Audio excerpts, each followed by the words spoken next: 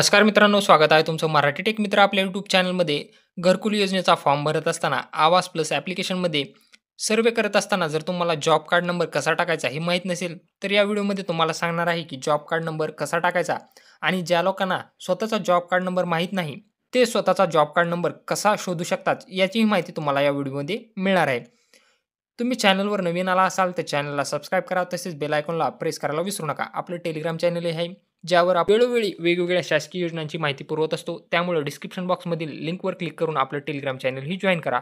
Video आवडला तर व्हिडिओला लाईक नक्की करा.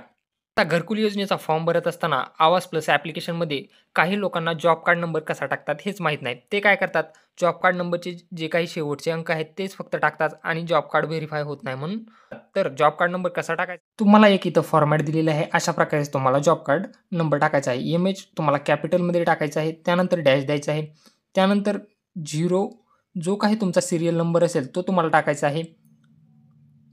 त्यानंतर 3 जे काही डिजिट असतील तुमच्या जॉब कार्डवरील ते टाकायचे आहेत. त्यानंतर डॅश द्यायचे आहेत. त्यानंतर 3 डिजिट टाकायचे आहेत. त्यानंतर डॅश द्यायचा आहे. त्यानंतर 3 डिजिट टाकायचे आहेत. त्यानंतर स्लॅश द्यायचा आहे तुम्हाला आणि त्यानंतर शेवटला तुमचा जो काही जॉब कार्ड नंबर असेल तो तुम्हाला टाकायचा आहे. म्हणजे जॉब कार्डचा फॉर्मॅट हा तुमचा असाच असायला पाहिजे, तरच तुमचं जॉब कार्ड व्हेरिफाय होणार आहे. काही जण काय करत आहेत, फक्त हा जॉब कार्ड नंबर टाकतात आणि त्यानंतर म्हणतात आमचं जॉब कार्ड नंबर इनव्हॅलिड दाखवत आहे. जे लोक हा शेवटचा नंबर टाकत असतील त्यांना इनव्हॅलिड दाखवणार आहे. तुम्हाला जॉब कार्ड नंबर याच फॉर्मॅटमध्ये टाकायचा आहे.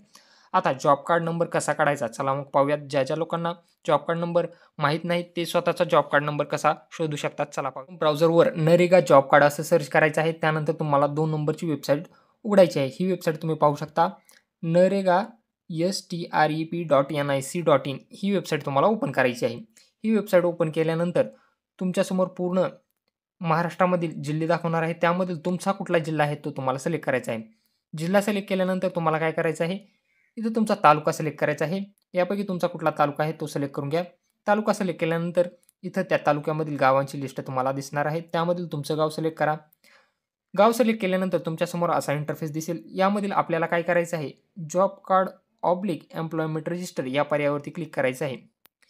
या पर्यायावरती क्लिक केल्यानंतर तुमच्यासमोर तुमच्या गावातील पूर्ण जॉब कार्ड धारकांची यादी तुम्हाला दिसणार आहे.